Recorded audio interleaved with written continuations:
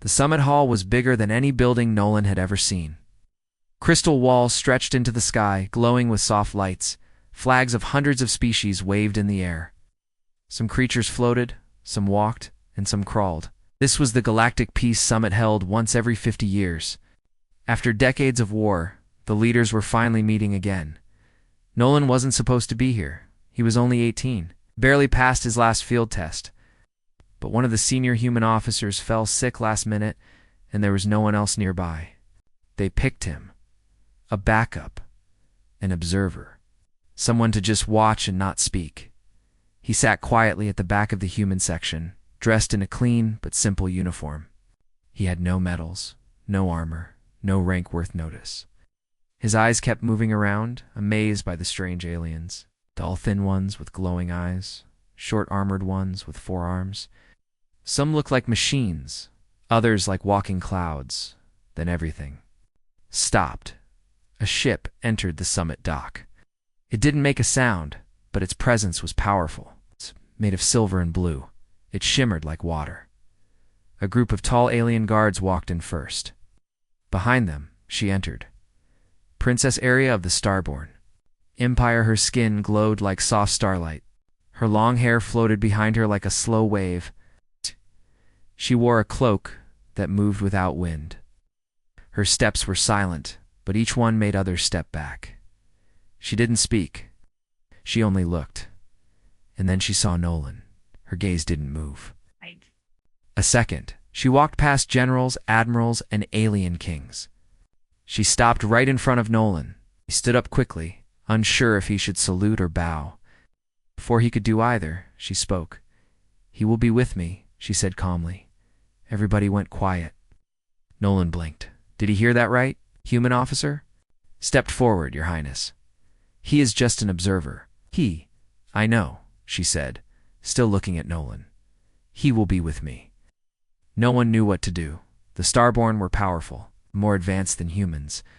Their royal family rarely spoke to outsiders, let alone picked one from another species. Nolan finally spoke, his voice low. "I don't understand." She tilted her head slightly. "You will." Without waiting, she turned and began walking. Her guards followed. One of them motioned for Nolan to come. He looked at his commanding officer, who gave a small nod, though confusion was clear on his face. Nolan followed her out of the hall, through glowing corridors, and into her private ship. Inside, it was quiet.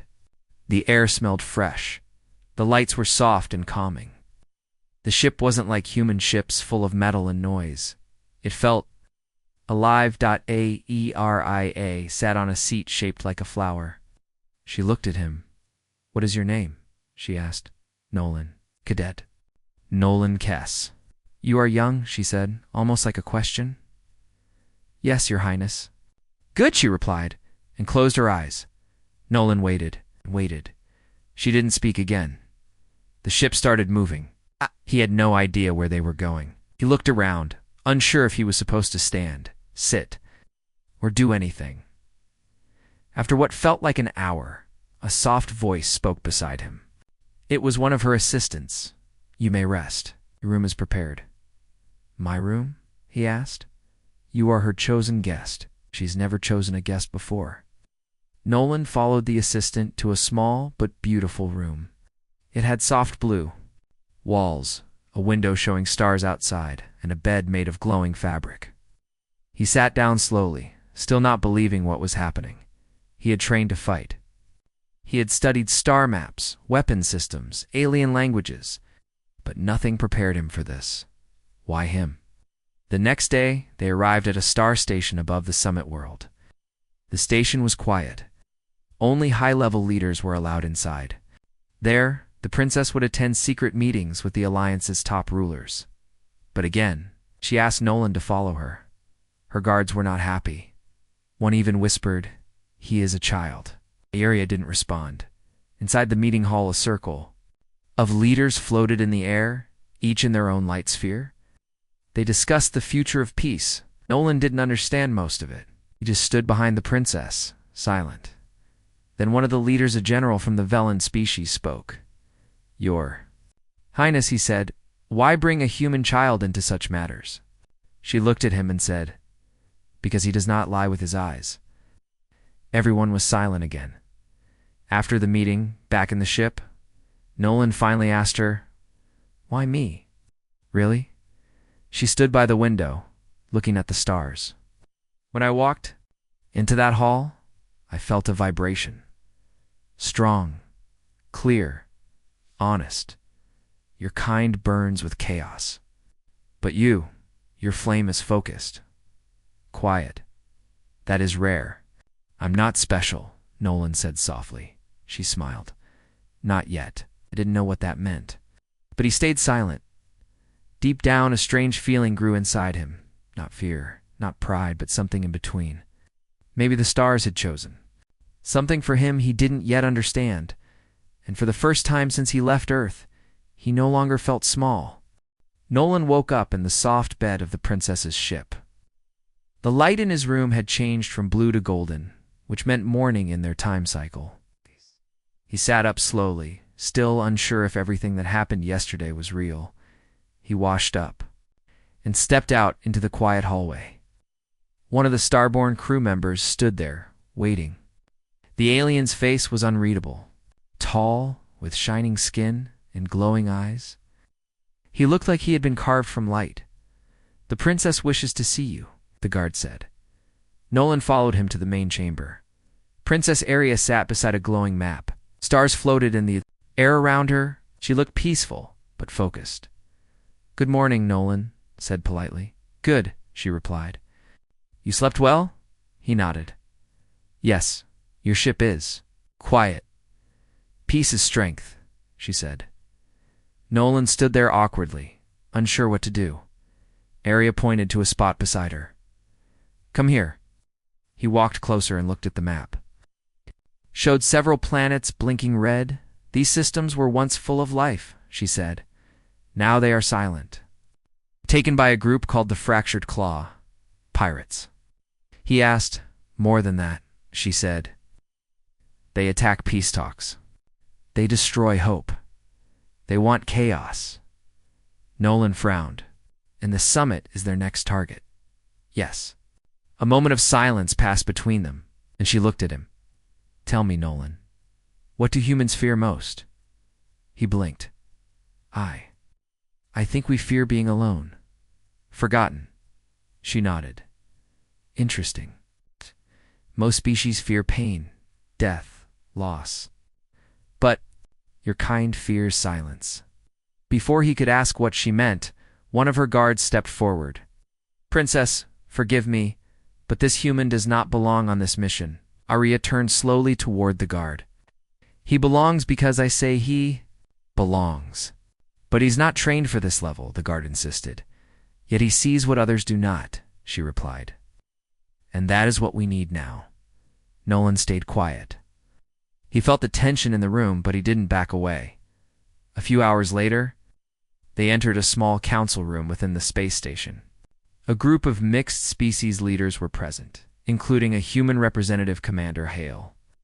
Hale looked surprised to see Nolan beside the princess, Cadet Kess. Hale said, What are you doing here? He is here by my choice. Aria answered before Nolan could say anything. Princess, I mean no disrespect. But he's only just passed the academy, Hale said carefully. Aeria turned to Nolan. Tell them what you saw in the meeting yesterday. Nolan took a deep breath. One of the Velen generals, he lied. When he said his fleet was guarding the West Passage, he was hiding something. The Velen representative's eyes narrowed. What are you implying, child? I saw your eyes shift, Nolan said, and your fingers tap twice like a signal. It matched the pattern we studied in deception codes. Commander Hale looked surprised. You've studied that? Yes, sir, Nolan replied. My instructor taught us alien lie signs.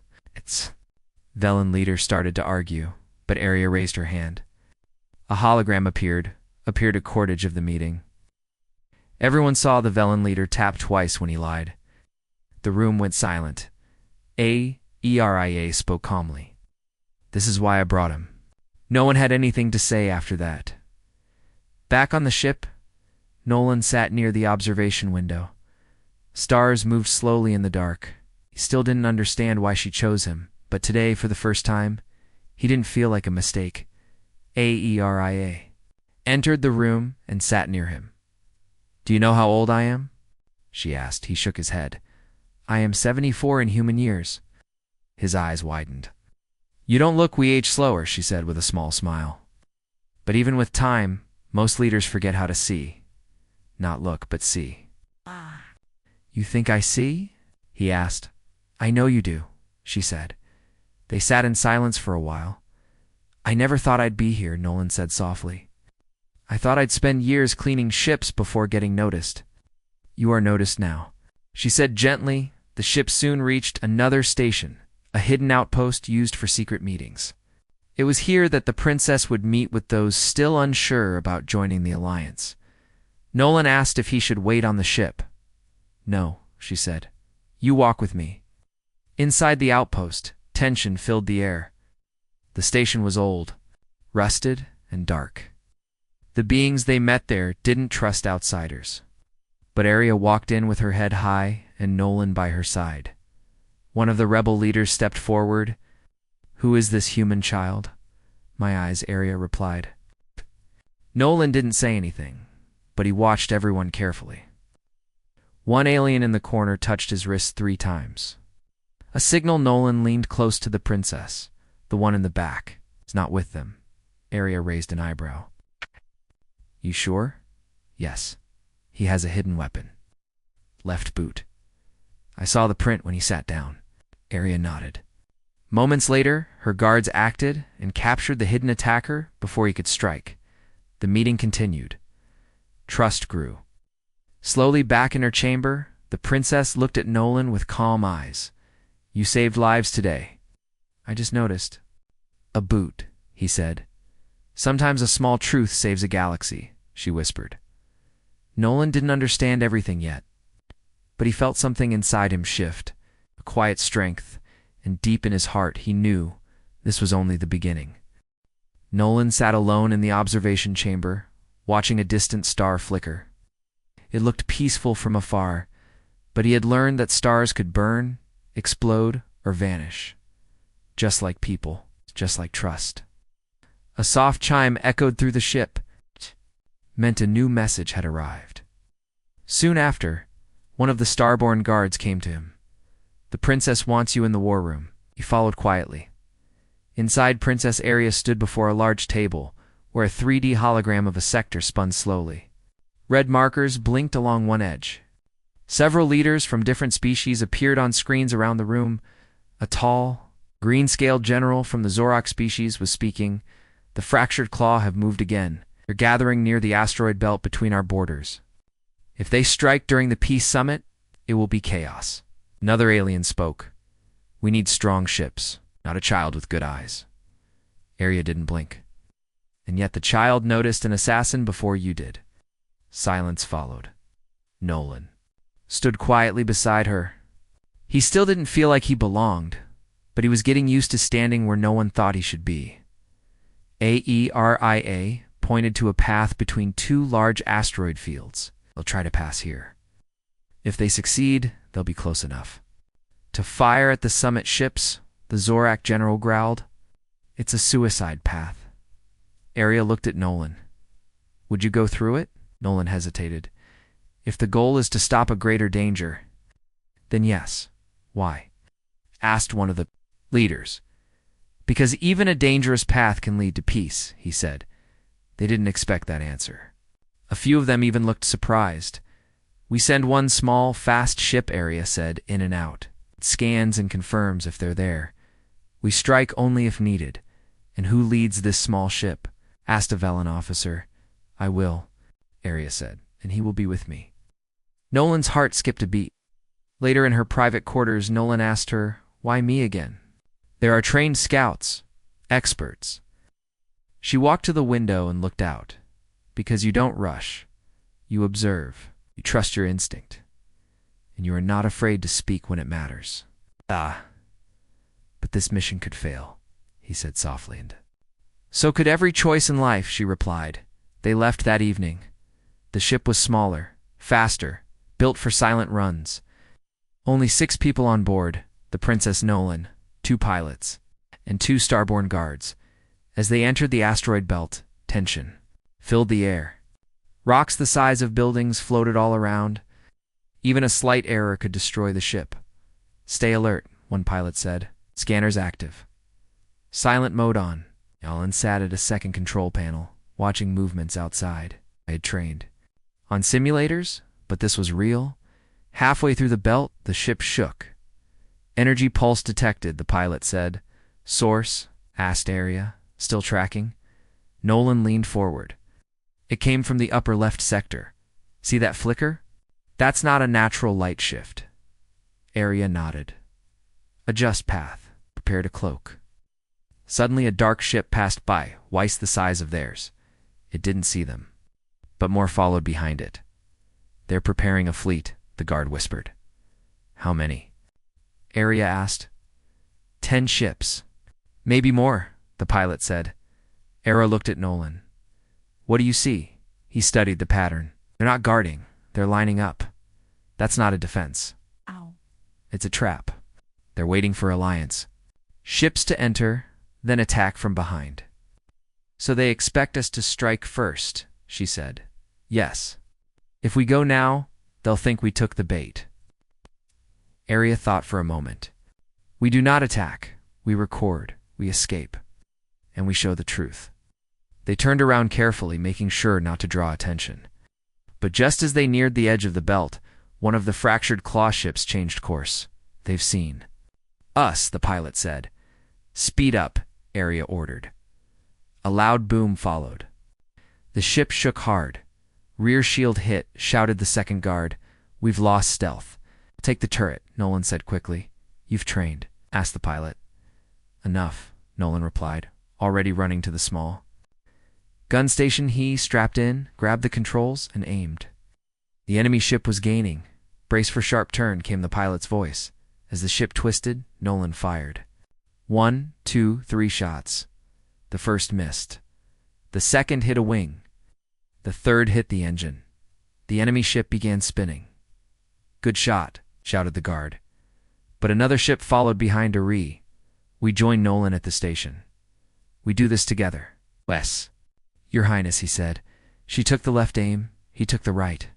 The enemy ship fired first, but missed. They didn't. The enemy ship exploded just as they broke out of the asteroid field back at the station. Their footage was played before the Alliance. It showed everything: the trap, the fake formation. The hidden fleet leaders looked at each other, worried and impressed. Aeri stood in front of them and spoke. "We must not fall into their hands. We don't react with fear. We act with wisdom. And sometimes, the eyes that notice more than sensors." She looked at Nolan, some of the older leaders, for the first time, gave a slow, respectful nod. Commander Hale later walked up to him. "Not just a cadet anymore." Nolan smiled a little. "I'm still learning." "In teaching," Hale said. That night, as stars shined above, Princess Area sat beside Nolan. "You didn't just help," she said. "You led with calm, and you trusted what others doubted." He looked at her. "I'm starting to believe. I was meant to be here." She smiled softly. "You were, and this was just the beginning." The summit world floated quietly under a protective shield. Leaders from across the galaxy gathered again. But this time, the mood had changed. The footage brought by Princess Area and Cadet Nolan had exposed the truth. The fractured claw was planning something dangerous, and now everyone knew it. In the center of the summit dome, a large table stretched across the hall. Each species had a seat. Only one seat remained empty, the one for the fractured claw. They had been invited as part of peace talks. But now, their silence was taken as a threat. Nolan stood behind the princess, like always. He no longer felt invisible.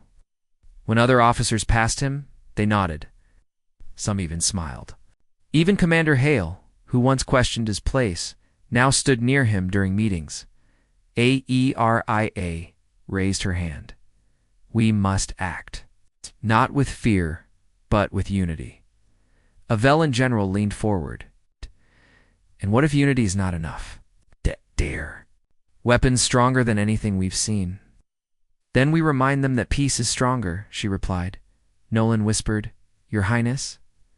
I saw something strange during our escape. Tell me, she said quietly. One of the fractured ships had a different symbol on its wing. It's not the usual claw shape. It was older, more broken. Arya nodded slowly. There's a division among them.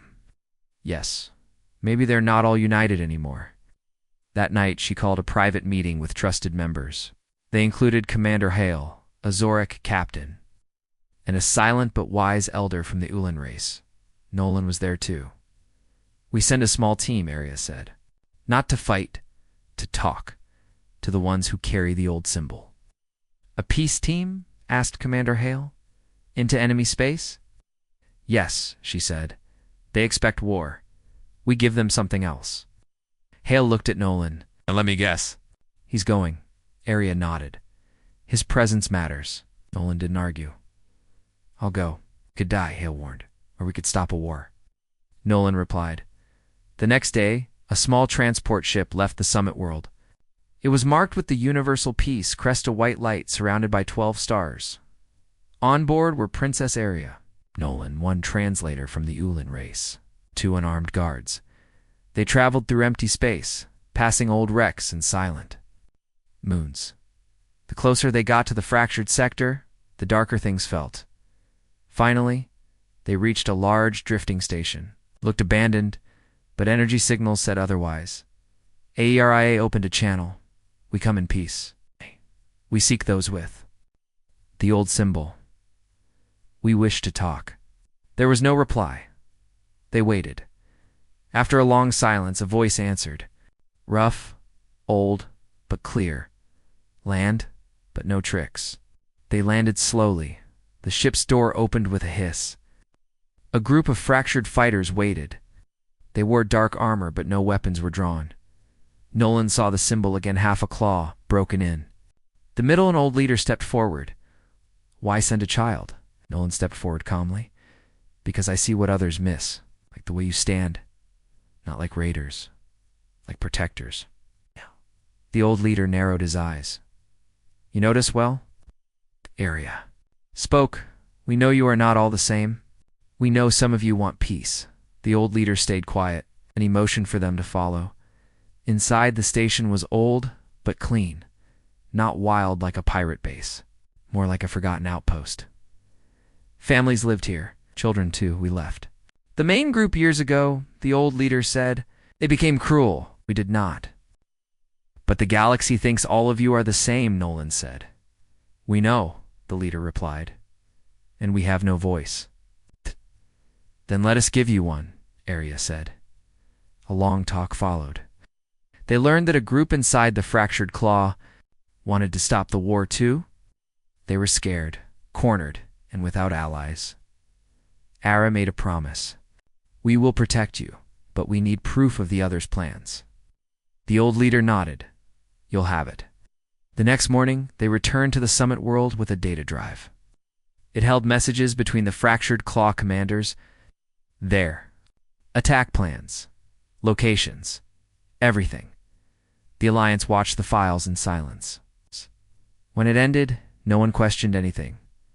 Commander Hale stood and looked at Nolan. If not for him, we'd be walking into a trap. Arya placed a hand on Nolan's shoulder. Sometimes the youngest voice sees the oldest truth. The Alliance voted. A joint team would be sent to protect the peace group from inside the fractured claw. The rest of the enemy force would face justice. Later that evening, as the sun set behind the summit towers, Nolan stood with the princess on a quiet balcony. This is more than I ever imagined, he said softly. You are more than you ever imagined, she replied. He looked at her. You believed in me when no one else did, she smiled. Because the stars whispered your name long before you spoke it. They stood there, side by side, as stars began to appear in the sky, bright, endless, and waiting, and Nolan once. Just a cadet now stood as the symbol of what hope could truly become. Nolan stood in the center of the command chamber, watching lights blink across the galactic map. The fractured claw had split into two sides, those who still wanted war, and those who had chosen peace. Now the hard part had begun, protecting the peaceful ones and stopping the violent ones before they attacked. Princess Arya stepped beside him. Her expression was calm, but he could see the weight in her eyes. "We have their trust," she said, "but trust is fragile." Nolan nodded, and the others still want to destroy the summit. "Yes," she said softly. "They know the peace group gave us information. Now they want revenge." Commander Hale entered the chamber. "We received a signal. The Fractured Claw's main fleet is moving. 50 ships headed toward the summit route." Nolan's eyes widened. 50, and they're not alone, Hale added. "They've hired mercenaries, desperate ones." Arya turned to the table. "Prepare the Alliance fleet, but do not strike unless attacked." "Still want peace?" Hala asked. "Always," she said. "But we will defend it with everything we have." That night, the summit ships moved slowly across the stars, carrying leaders, diplomats, and citizens from all over the galaxy. They were traveling to the Peace Circle, a safe zone, chosen for final talks. Aeria, Nolan, and the human commander traveled in a small cruiser, protected by 6 Alliance escort ships. Nolan sat in the ship's viewing deck, staring at the stars ahead. He couldn't sleep. He kept thinking about the Fractured Claw fleet, about their weapons, their rage, about the peaceful ones they left behind. He wasn't scared for himself. He was scared that all their efforts would fall apart. The princess found him sitting there, lost in thought. "You don't have to carry this alone," she said gently. "I'm just trying to think of what else I can do," Nolan replied. "You've already done more than enough," she said. "But the path isn't over." "I know," he said. "I just wish I could do more." Arya looked at him with kindness. Sometimes the most powerful action is choosing not to fire first. Next day, alarms rang across the fleet. The Fractured Claw ships had arrived far ahead of schedule. They were blocking the summit route. Their leader, a cold-eyed alien named Krenok, sent a message. "You were warned. Traitors among us will die, and those who defend them will fall, Commander." Hale looked at Arya. "If we don't act, they'll open fire." Arya replied calmly. "We respond, but not with weapons." She opened a communication line. "Krenok," she said, "I offer one last choice. Stand down. Let peace speak." Krenok laughed. "You still think words can stop fire?" Arya didn't smile. "I believe one voice can, and he's standing beside me." Nolan stepped forward, nervous but steady. He activated the transmission. "This is Cadet Nolan Kess, human young. But I've seen what war does. I've walked through fear and still chose to believe in something better. You call your former brothers traitors, but they chose something you forgot, hope." Krenok narrowed his eyes. "You dare speak for them?" "No," Nolan said. "I speak with them." Suddenly, new ships appeared on the edge of the battlefield. It was the peace group from the Fractured Claw, 15 ships, flying unarmed, marked with white lights. They placed themselves between the summit ships, and Krenok's fleet grained. "Okay," roared, "move or be destroyed." The old leader of the peace group replied, "We are done running." Krenok gave the order, "Fire." His lead ships charged weapons. Nolan's heart sank, but before they could shoot, a flash of light streaked across space, a single warning shot from an Alliance ship, aimed near the enemy's path but not at them. Commander Hale opened his own line. "Stand down, Krenok. If you fire, we all fire back." "And you know how that ends?" Krenok paused. His ships held their weapons steady, but didn't fire. A tense silence filled the stars. Then one of his lieutenants stepped forward. "Sir, of our ships are refusing the order." "What?" Krenok growled. "They say they want to listen to the human," Arya whispered. "It begins." Slowly, a few ships from Krenok's side turned away. Then more Tranokron counted in rage. "Cowards, all of you." Then without warning, Krenok's own ship broke formation and turned its weapons toward the peaceful group. Aeria shouted, "Nolan." With me, they ran to the small fighter dock inside their cruiser. Together, they launched a 2-seat scout ship. "What are we doing?" Nolan asked. We stop him before he pulls the trigger, she said. They flew fast, cutting between large cruisers, heading straight for Kranach's flagship inside. Kranach powered his main cannon, but just before he fired, their scout ship flew. Directly into his targeting field, Nolan activated the signal speaker. "If you shoot, you'll kill us too." Kranach hesitated. Aeria spoke next. "Do you want your name remembered as the one who destroyed peace, or the one who stepped away from hate?" The galaxy watched seconds pass like years. Finally, Uck lowered his weapon. His ship turned away. Cheers echoed across the Alliance ships. Aeria, and Nolan flew back, landing in silence. As they stepped out, Commander Hale ran to them. "What you two just did saved everything." Nolan looked at the stars and smiled. "Maybe words really are stronger than fire." Aeria placed her hand on his shoulder. "You reminded the galaxy." And they listened. The summit dome was filled with voices. Not shouting, not arguing, just calm, steady voices. The Peace Council had finally begun. After years of fear, after the attack was stopped, the galaxy was ready to listen. In the center of the Grand Hall stood Princess Aeria. She wore a flowing silver robe that shimmered softly under the glowing lights. Beside her stood Nolan, no longer just a cadet, but a symbol of something more. Representatives from 100 species were present. Kranach had surrendered his weapon and stepped down. Many of his ships had joined the peace efforts. Others had fled, but they were no longer united. The fractured claw was broken and the alliance stood stronger than ever. "Peace is not a gift," Aeria said to the crowd. "It is a choice. It's a risk. And today, we chose it." The room was silent, listening. "This young human," she continued, gesturing toward Nolan, "stood in the path of destruction. Not because he was told to, but because he believed it was the right thing." Nolan lowered his head slightly, embarrassed.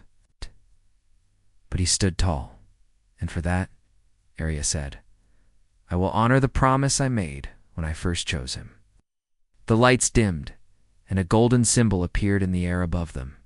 It was the crest of the Starborn Empire, now glowing alongside the symbol of Earth. Commander Hale stood and spoke next. "Nolan Kess showed us something rare, not just bravery, but clarity. He reminded us that the smallest voice can hold the greatest truth." A cheer slowly rose from the crowd. Different voices, different languages, but the message was the same. After the summit, Nolan returned to the balcony where it had all started. He looked at the stars, remembering everything the first time Aeria spoke to him, the missions, the fear, and the quiet moments in between. Aeria joined him again. "You still like this view?" she asked. "Always," he said. "It makes everything feel big, but not scary." She smiled.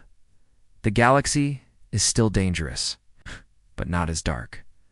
Nolan looked at her. "So, what happens now?" "The council wants me to stay," she said, "to guide the new peacekeepers, to teach others how to lead with calm instead of force." "And what about me?" he asked. She turned to him fully. "I made my choice long ago, when I saw you sitting at the back of the summit room with no rank, no medals, just honest eyes." "You didn't even know me," he said. "I knew your spirit," she replied. A message beeped on the nearby console. It was a call from Earth Command. Nolan answered. "Cadet Kess," the voice said. "You've been officially promoted. If you return to Earth, you'll begin training for command." Nolan paused. "Thank you, sir, but I think I belong somewhere else now." Aeria watched him. He ended the call and smiled. "If the offer still stands, I want to stay by your side." She gave a soft nod. "You will be more than a guard, more than a fighter. You'll be a voice for peace." In the weeks that followed, Nolan became known across the stars, not as a soldier, but as a guide, a bridge between worlds. Wherever he went, others listened. One day a small alien child asked him, "Are you the one who stopped the war?" Nolan smiled. "I helped, but many did." "Why did the princess choose you?" the child asked. He thought for a moment. "Maybe because I didn't try to be special. I just tried to be true." Years passed and the galaxy changed. Peace wasn't perfect. There were still challenges. But the fear that once ruled space was weaker now. Trust had begun to grow. Nolan and Arya traveled together, visiting old enemies, new allies, and lost planets. Everywhere they went, she introduced him the same way. "This is Nolan Kess," she would say. "He was once the youngest human fighter, K, and he chose to walk with mean, not with power, but with purpose." On one quiet evening, as they sat aboard their ship, Nolan looked at her and asked, "Do you ever regret choosing me?" Arya looked at him with soft eyes. "Never, because when I chose you, I wasn't just choosing a companion, I was choosing hope." And in the silence of space, surrounded by stars that had seen wars and wonders, they continued forward, together,